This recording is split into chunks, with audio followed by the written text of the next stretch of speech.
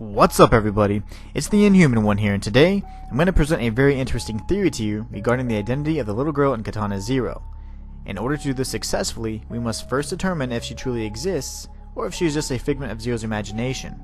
Despite what many may think, the first instance the little girl is introduced to us is not in real time, but rather one of Zero's flashbacks during the New Mecha War. At first, it may be difficult to make out, but upon closer inspection, it's clear that the sprite being used in the nightmare cutscenes is that of a small little girl with pigtails.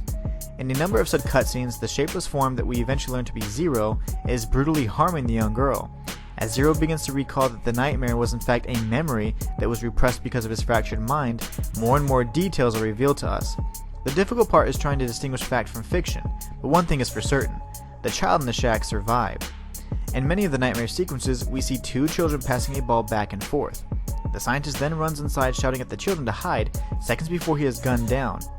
Although this scene has been played and replayed multiple times, in one sequence in particular, we see a small girl with pigtails getting slammed against a wall and turning into the Leviathan toy. The same toy that the young neighbor girl finds in Zero's apartment and cherishes so much, alongside the complementary toy, the Behemoth.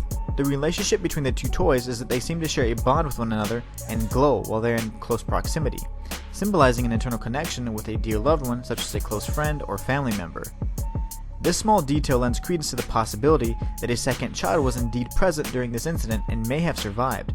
If that was the case, and a once innocent child bore witness to her friend's slaughter by the hands of some enhanced super soldier firsthand, wouldn't that be motivation enough to dedicate one's life to revenge? It seems incredibly likely. On the other hand, if we were to consider the revelation that Zero's neighbor didn't have any children, and furthermore, that there were no children living in District 3, then the possibility of her actual existence seems unlikely and highly improbable. Based on what we have come to know about Zero's condition, the girl is much more likely to be a product of Zero's lost innocence and guilt personified.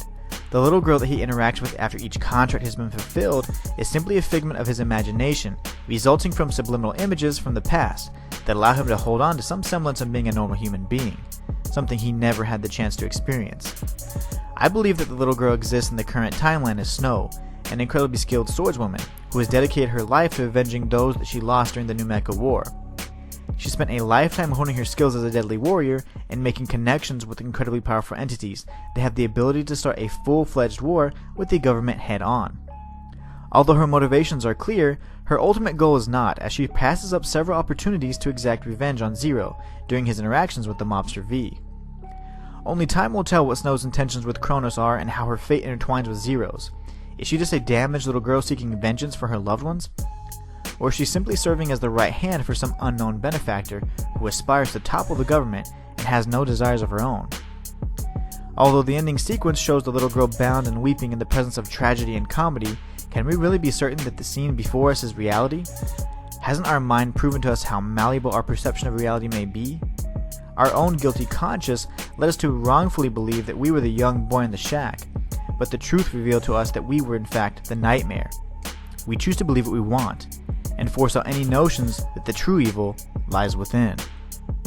And that's going to be it for this video, guys. I hope everyone enjoyed it, and if you did, be sure to like, subscribe, and comment. And until next time, it's the Inhuman one, signing out.